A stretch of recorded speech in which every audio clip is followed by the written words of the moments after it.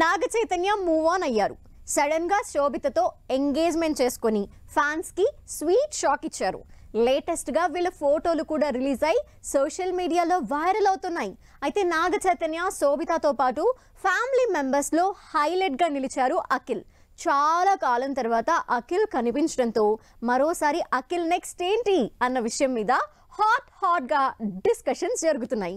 Cinema release అయి 15 నెలలైనా ఇంకా ఆ సినిమా మిగిల్చిన డిజాస్టర్ ని మర్చిపోలేదు అటు హీరోతో పాటు ఫ్యాన్స్.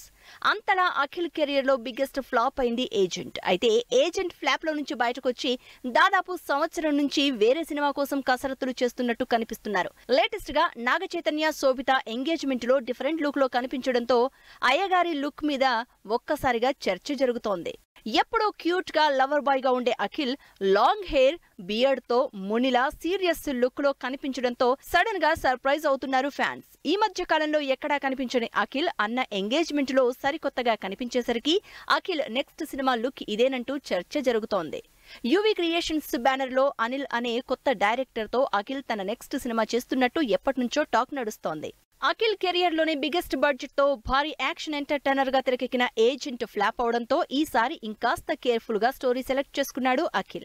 ఆల్రెడీ ఉన్న ఇమేజ్ నుంచి బయటకు రావడానికి ఏమాత్రం ఎక్స్పెక్టేషన్స్ లేని కొత్త డైరెక్టర్ అనిల్ తో సినిమా చేయడానికి బాగా ప్రిపేర్ అవుతున్నట్టు తెలుస్తోంది.